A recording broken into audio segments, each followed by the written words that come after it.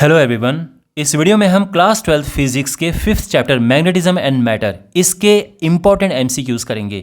ये एमसीक्यूज़ आपके एग्जाम की दृष्टि से बहुत इंपॉर्टेंट हैं। आप इनको अच्छे से पढ़ना। हर एक क्वेश्चन को मैंने अच्छे तरह से एक्सप्लेन करने का पूरा प्रयास किया है। आई होप आपको हर एक क्वेश्चन अच्छे से समझ आएगा और ये वीडियो आपके लिए काफ़ी इंपॉर्टेंट साबित होगा। बाकी चैप्टर्स के एमसीक्यूज़ के लिए डिस्क्रिप्शन बॉक्स में प्लेलिस्ट चेक करें। So let's start. तो पहला क्वेश्चन आपके सामने ये है, magnetic lines of force due to a bar magnet do not intersect because magnetic lines of force आपको पता होगा, जैसे हमारे पास ये एक बार मैग्नेट है तो इस बार मैग्नेट की वजह से मैग्नेटिक फील्ड लाइंस जनरेट होती है, मतलब इमेजिनरी लाइंस होती हैं ये रिप्रेजेंट करने के लिए कि मैग्नेटिक फील्ड की स्ट्रेंथ एंड डायरेक्शन क्या है उस पर्टिकुलर पॉइंट पे। तो इसकी वजह से जो मैग्नेटिक फील्ड लाइंस ये जनरेट हो रही हैं ये एक दूसरे को इंटरसेक्ट नहीं करती हैं। मतलब ऐसा नहीं होगा कि लाइन इस तरह से ये ऐसे कट के ऐसी जा रही है। ऐसा क्यों है? इसका रीज़न ये है कि अगर हम इस पॉइंट की बात करें जिस पॉइंट पे वो कट रही हैं, मतलब अगर कटती तो क्या हो जाता, उससे क्या प्रॉब्लम होती? उससे ये होता है कि जिस पॉइंट पे लाइन एक दूसरे को इंटरसेक्ट करती वहाँ पे मैग्नेटिक फील्ड की दो डायरेक्शन होती। इस लाइन अगर ये जा रही हैं तो इस पॉइंट पे मैग्नेटिक फील्ड की डायरेक्शन इस लाइन की वजह से इस डायरेक्शन में होता है और इस लाइन की वजह से इस डायरेक्शन में होता है। एक पॉइंट पे दो मैग्नेटिक फील्ड की डायरेक्शंस नहीं हो सकती हैं। That's why these lines do not intersect और do not cross each other. Well, यहाँ पे कोई भी ऑप्शन इस एक्सप्लेनेशन को सपोर्ट नहीं करता है, मतलब ये एक्सप्लेनेशन नहीं दी है, तो इसलिए इसका ऑप्शन डी करेक्ट है, नन ऑफ द अबव। और ये क्वेश्चन इस तरह से भी पूछा जा सकता है, आई मीन टू से मैग्नेटिक फील्ड लाइन से रिलेटेड एक और क्वेश्चन है कि इनमें से कौन सा स्टेटमेंट करेक्ट है। तो जो मैग्नेटिक फील्ड लाइंस होती हैं वो do not form closed loop. हमें पूछा है कौन सी करेक्ट हैं, तो हमें करेक्ट बताने। पहली बात तो ये करेक्ट नहीं है। मैग्नेटिक फील्ड लाइंस ये क्लोज्ड लूप बनाती हैं, ठीक है, प्रॉपर क्लोज्ड लूप बनाती हैं। दूसरा, magnetic field lines start from north pole and end at south pole of the magnet. अब यहाँ पे इंपॉर्टेंट बात यह है कि इन्होंने ये नहीं कहा है कि मैग्नेट के अंदर से या बाहर से, क्योंकि अगर ये मैं मैग्नेट कहूँ ये नॉर्थ और ये साउथ है, जो नॉर्थ पोल है वहाँ से लाइन ऐसे आती हैं साउथ के अंदर जाती है, लेकिन मैग्नेट के अंदर से ऐसे वापस चली जाती हैं। तो अगर हम मैग्नेट के बाहर देखें तो लाइन नॉर्थ से साउथ जाती हैं, लेकिन मैग्नेट के अंदर देखें तो लाइन साउथ से नॉर्थ आती हैं। तो इस तरह से अगर हम देखें तो ये भी इनकरेक्ट है। क्या लिखा है? Magnetic field lines start from north end end at south pole, जबकि स्टार्ट और एंड तो होता ही नहीं है इसमें। पहली बात तो ये है, ये क्लोज लूप बनाती हैं, तो हम इसको कहते हैं कि they comes out, north pole से स्टार्ट नहीं होती हैं, नॉर्थ पोल से बाहर निकलती हैं, और एंटर एंड नहीं होती हैं, एंटर करती हैं साउथ पोल में। तो उस तरह से भी अगर देखें तो ये रॉन्ग है। Again, magnetic field lines closed loop बनाती हैं, इसका स्टार्टिंग और एंड पॉइंट ऐसा नहीं, स्टार्टिंग एंड एंड पॉइंट नहीं होता है, ठीक है। तीसरा, the tangent at a point on a magnetic field line represents the direction of magnetic field at that point. बिल्कुल करेक्ट है ये ट्रू है, बिकॉज जैसे लाइन जा रही है तो अगर हमें किसी भी पॉइंट पे डायरेक्शन फाइंड करनी हो मैग्नेटिक फील्ड की तो हम क्या करेंगे, उस पॉइंट पे हम एक टेंजेंट ड्रॉ कर देंगे। तो ये टेंजेंट हमने ड्रॉ कर दिया इस पे, यानी मैग्नेटिक फील्ड की डायरेक्शन इस मैग्नेटिक फील्ड इस तरफ है। अगर हम यहाँ पे देखेंगे मैग्नेटिक फील्ड की डायरेक्शन क्या है तो यहाँ पे टेंजेंट ड्रॉ कर दो, तो हमें यहाँ पे मैग्नेटिक फील्ड की डायरेक्शन पता चल गई है।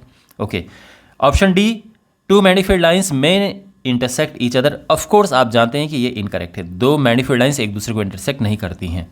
Option C is correct. Question number 3 है, if the magnet is cut into 4 equal parts such that the lengths and breadths are equal then the pole strength of each part is. तो एक magnet को आप ये figure देख सकते हैं, इस तरह से 4 इक्वल पार्ट्स में काटा गया।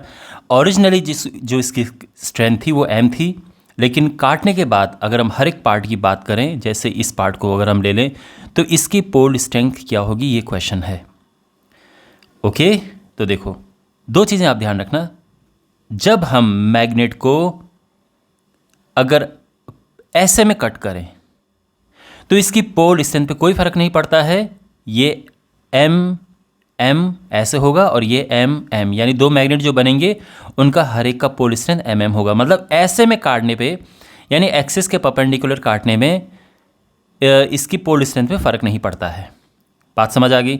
अब अगर हमारे पास अब ये पीस है, इसको हम ऐसे काटते हैं तो क्या होता है, तो इसकी पोल स्ट्रेंथ हाफ हो जाती है।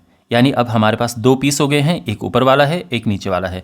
तो ये है m/2, ये m/2, ये भी है m/2, ये भी है m/2, इस तरह से। तो कहने का ये मतलब है कि इसकी पोल स्ट्रेंथ होगी m/2। ऑप्शन बी करेक्ट है। क्लियर। क्वेश्चन नंबर 4 है, a bar magnet has magnetic dipole moment m, its initial position is parallel to the direction of uniform magnetic field B. In this position, the magnitudes of torque and force acting on it respectively are. पहली बात तो ये है कि जब हम किसी bar magnet को एक यूनिफॉर्म मैग्नेटिक फील्ड में रखते हैं तो उस केस में जो उसमें नेट फोर्स है वो ज़ीरो होता है। तो फोर्स तो ज़ीरो है, पक्की बात एकदम, चाहे कोई भी पोजीशन हो, चाहे कोई एंगल बनाए या ना बनाए, फोर्स ज़ीरो होगा। तो क्लियरली हमारे पास इन दोनों ऑप्शन में से एक करेक्ट है। दूसरी बात, टॉर्क होता है m×b। अब m×b आप जानते हैं mb sin theta. Angle given है 0 डिग्री। कैसे? क्योंकि पैरेलल है, दोनों सेम डायरेक्शन में हैं। तो यहाँ पे साइन 0 डिग्री और ये हुआ 0, तो बेसिकली दोनों ही 0 हैं। Option C is correct. Fine. Question number 5 है, a circular loop of radius R carrying a current I lies in YZ plane with its centre at the origin. Okay, the net magnetic flux through the loop is. देखो हमें इसमें कोई figure बनाने की भी ज़रूरत नहीं है, इसका आंसर 0 है। एक करंट कैरिंग लूप है, तो फॉर एग्जांपल इस तरह से कोई लूप है करंट कैरिंग, और हमें ये बताना है कि जो इसके थ्रू नेट मैग्नेटिक फ्लक्स क्या है। तो जितना, मान लो कि ये हमारे पास एक लूप है और यहाँ ये इधर वाला नॉर्थ पोल है, तो पीछे की तरफ क्या होगा, साउथ पोल होगा।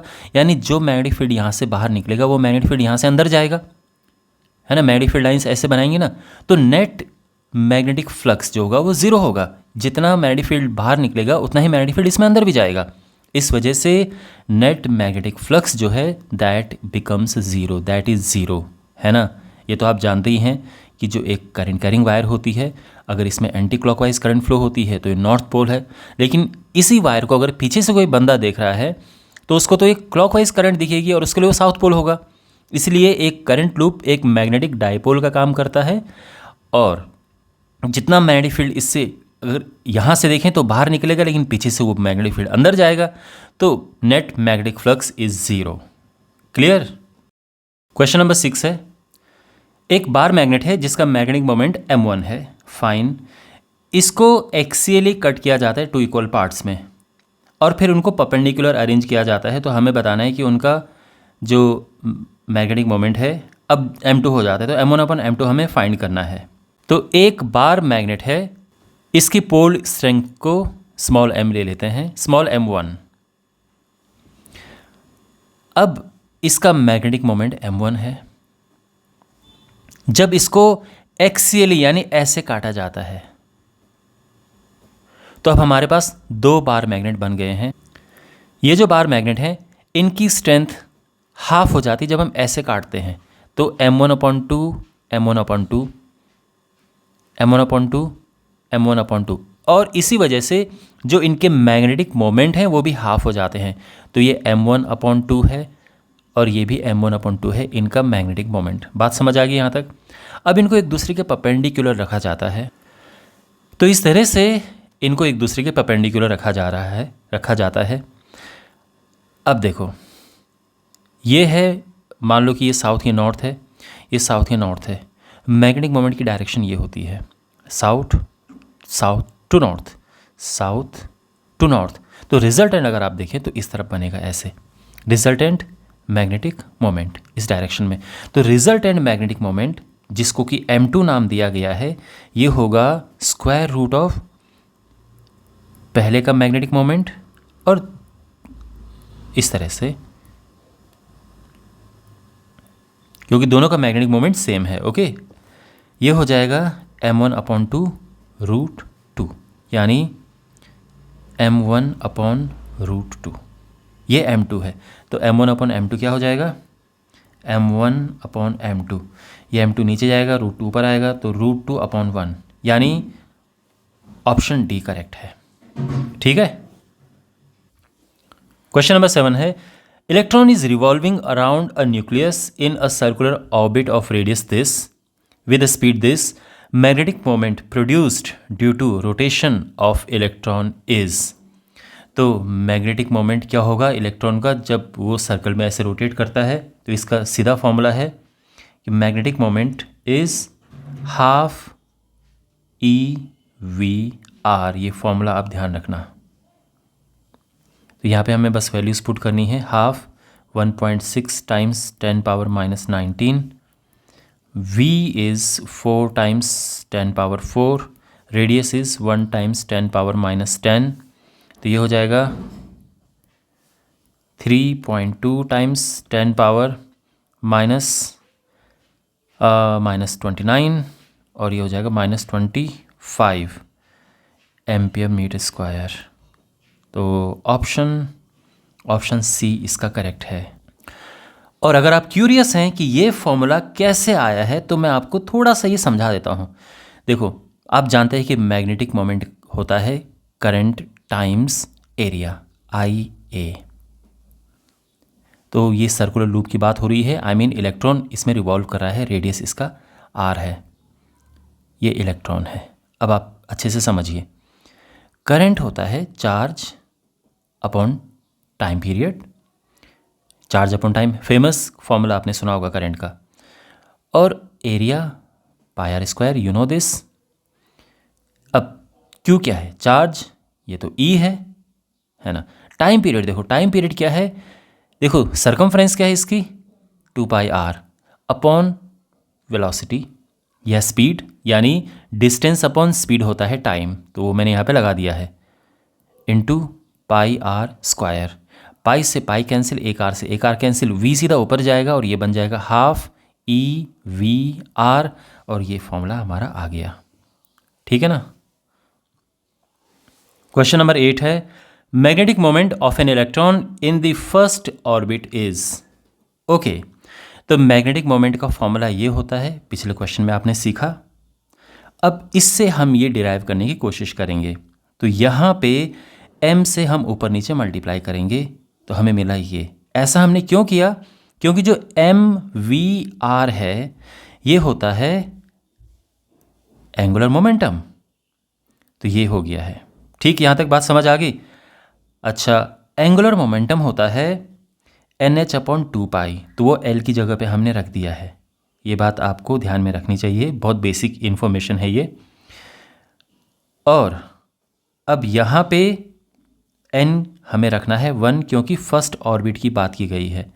तो इसको कंबाइंड करके तो फिर ये आ गया, जब हम n को 1 रखेंगे तो हमारे पास ये आ जाएगा, और ऑप्शन बी करेक्ट है। Is it fine. Question number 9 है, a bar magnet of length 3 centimetre has points A and B along its axis. Figure में आप देख सकते हैं, ये A है, ये B है। हमें इन पॉइंट्स पे मैग्नेटिक फील्ड का रेशियो फाइंड करना है। ठीक है, देखो, magnetic field of a magnetic dipole, magnetic field due to magnetic dipole क्या होता है, फॉर्मूला μ0/4π, एक्सियल पोजीशन पे ट्वाइस m होता है अपॉन r³, और यहाँ पे m इज़ मैग्नेटिक मोमेंट। तो ये मैग्नेटिक फील्ड का फॉर्मूला है। अब मैं अगर A यहाँ पे लिखूँ तो यहाँ पे A हो जाएगा। कहने का ये मतलब है कि जो B है वो इन्वर्सली प्रोपोर्शनल टू डिस्टेंस का क्यूब है। Now since B is inversely proportional to r³, तो हम ये कह सकते हैं कि BA/BB है ना, A पे मैग्नेटिक फील्ड अपॉन B पे magnetic field equals to r⁵/r⁴। Very simple है ना। अच्छा, ये 3 जो है क्यूब, इसको बाहर ले लेते हैं, वैल्यूज़ हम पुट करेंगे। ऑफ कोर्स सेंटीमीटर में है, कन्वर्ट करने की ज़रूरत नहीं है, कट जाएगा वो क्यूब। तो ये आ जाएगा 2/1³ और जो कि आएगा 8/1 यानी 8। ऑप्शन ए करेक्ट है। ठीक है।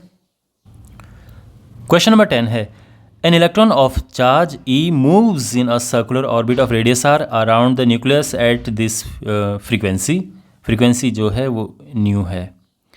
Magnetic moment associated with this. Okay, तो इलेक्ट्रॉन इस तरह से एक सर्कुलर ऑर्बिट में न्यूक्लियस के अराउंड मूव कर रहा है, radius small r, charge e. Alright, magnetic moment क्या होता है? That is current into area, I A. ये ध्यान रखना। तो एक सर्कुलर लूप का मैग्नेटिक मोमेंट का फॉर्मूला ये होता है। ठीक है, अब आई हमारे पास नहीं है और ना ही ए है, तो ये फाइंड करना है। देखो, आई होता है चार्ज अपॉन टाइम, तो चार्ज इलेक्ट्रॉन का ई है, टाइम पीरियड लिख देते हैं यहाँ पे। Area is pi R square. ये जब टी ऊपर जाता है 1/t तो क्या होता है? फ्रीक्वेंसी।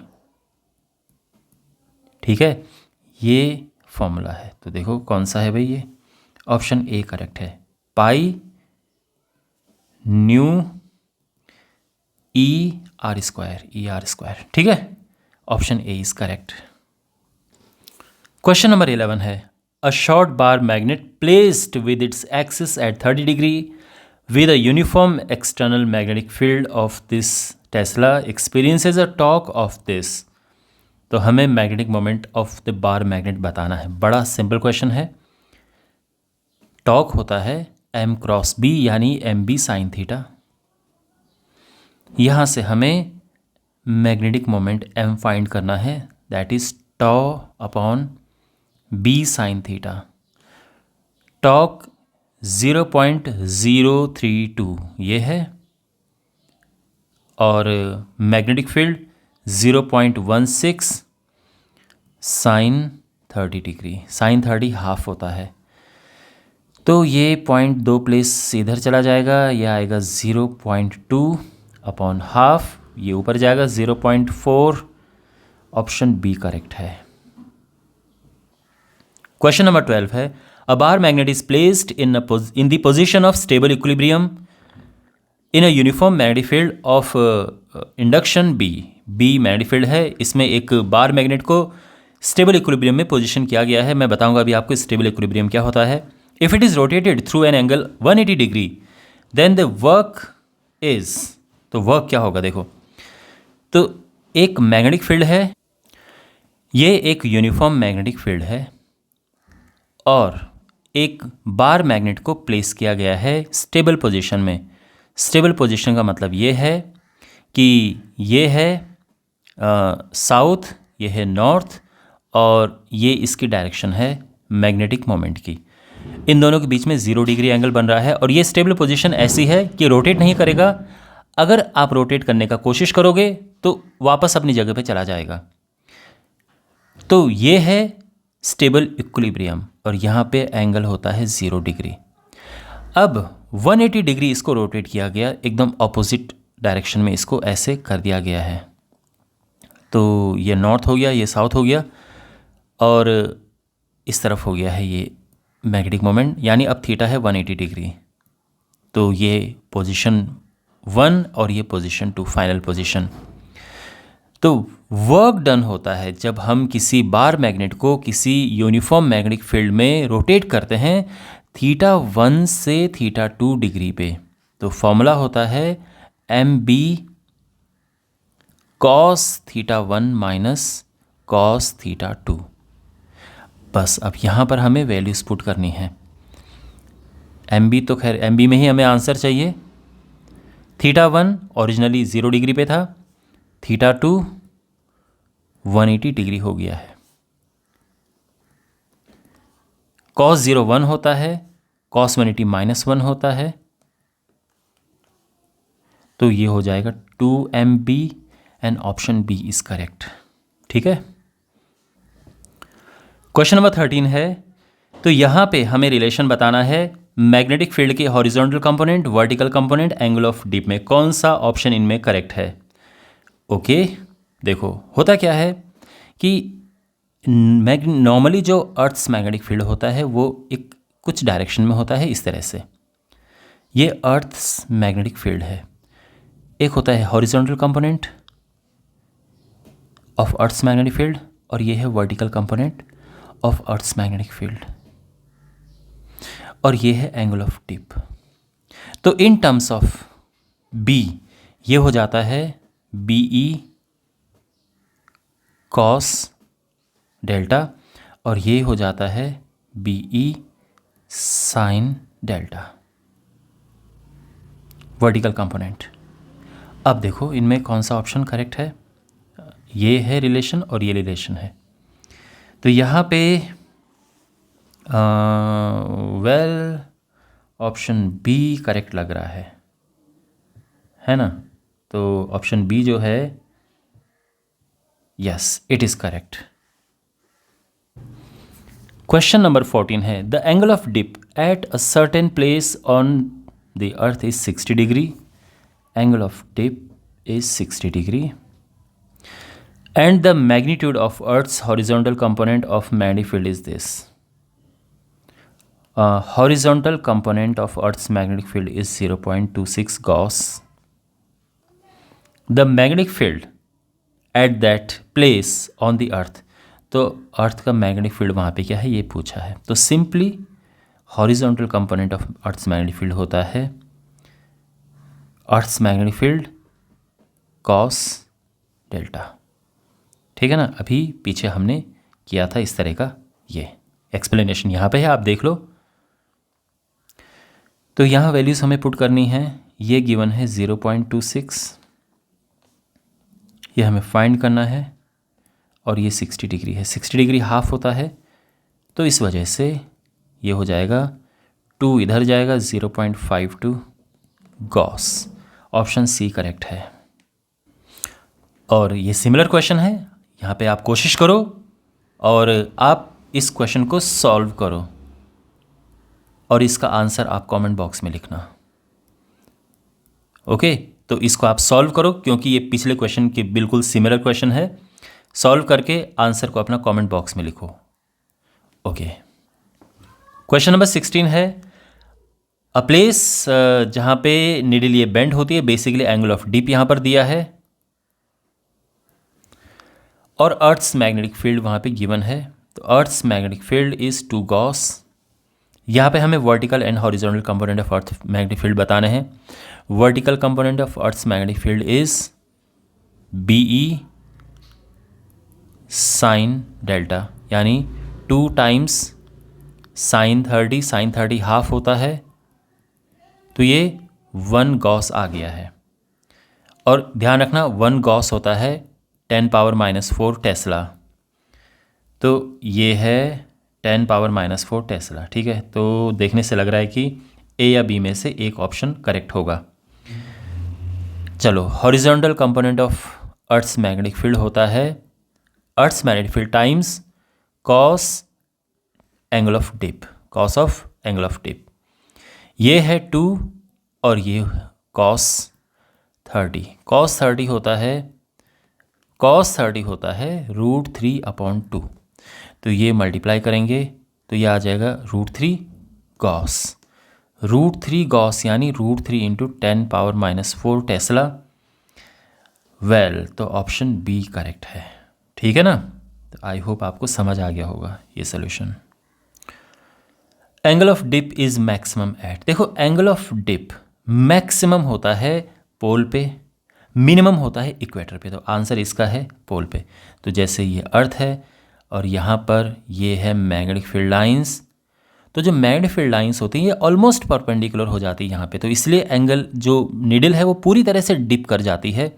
और ये समझो कि पूरी तरह से डिप करने का मतलब ये है कि अगर अर्थ की सरफेस ये है तो वहाँ पे निडल बिल्कुल ऐसे हो जाती है लगभग, तो 90 डिग्री है, ऑलमोस्ट 90 डिग्री यानी मैक्सिमम है।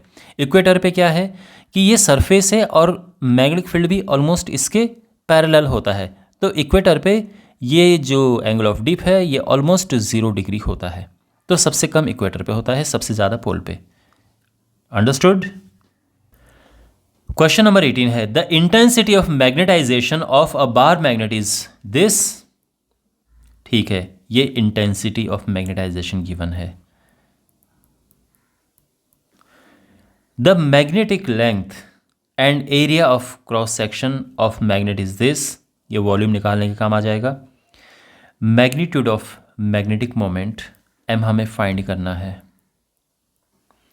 तो देखो इंटेंसिटी ऑफ मैग्नेटाइजेशन होता है मैग्नेटिक मोमेंट अपॉन वॉल्यूम, तो मैग्नेटिक मोमेंट हो जाएगा I टाइम्स V। अब ये तो है 5 × 10⁴। जो वॉल्यूम है एक बार मैग्नेट का, वो सिंपली क्या है भाई, उसकी लेंथ इस तरह से है ना, ये एक मैग्नेट है, मैंने ऐसे वर्टिकल रखा हुआ है, तो इसकी length times area of base. जब आपको वॉल्यूम फाइंड करना होता है तो क्या होता है, area of base into height, इस तरह से होता है ना। तो आप ये समझो कि इसकी लेंथ यानी 12 सेंटीमीटर, सेंटीमीटर में मीटर में कन्वर्ट करना पड़ेगा, इंटू एरिया 1 सेंटीमीटर स्क्वायर है, तो 1 सेंटीमीटर स्क्वायर को 10⁻⁴ से मल्टीप्लाई करना होगा। इसको भी वैसे ऊपर हम लेके जा सकते हैं, तो ये आ जाएगा, ये तो खैर कट गया, 0.6। Option A is correct. Fine. Relative permeability of iron is this, तो रिलेटिव परमिएबिलिटी इसका सिंबल होता है ये 5500। फाइंड करना है मैग्नेटिक ससेप्टिबिलिटी। मैग्नेटिक ससेप्टिबिलिटी आपने इस तरह से इसका सिंबल देखा होगा, ये हमें फाइंड करना है। तो इनमें एक रिलेशन होता है कि relative permeability equals to 1 + magnetic susceptibility, तो ये है 5500 इक्वल्स टू 1 + दिस, और ये हो जाएगा 5499। ऑप्शन डी करेक्ट है। ठीक। क्वेश्चन नंबर 20 है, nickel shows ferromagnetic property at room temperature. ठीक है, बिल्कुल शो करता है nickel. If the temperature is increased beyond Curie temperature then it will show. तो क्यूरी टेम्परेचर से ज़्यादा जब हम टेम्परेचर कर देते हैं तो ये पैरामैग्नेटिज्म शो करता है, तो बेसिकली इसका ऑप्शन ए करेक्ट है। ओके ऑलराइट, तो ये वीडियो था MCQs का मैग्नेटिज्म एंड मैटर पे बेस्ड। आई होप आपको हर एक क्वेश्चन अच्छे से समझ आया होगा। मैंने हर एक क्वेश्चन को डिटेल में एक्सप्लेन करने का पूरा प्रयास किया, और अगर आपको मेरा प्रयास अच्छा लगा है तो आप चैनल को सब्सक्राइब करें, वीडियो को अपने फ्रेंड्स के साथ में ज़रूर शेयर करें, इस वीडियो की रीच बढ़ाएं, चैनल को ग्रो करने में मेरी हेल्प करें। तो मिलते हैं अगले वीडियो में। Take care.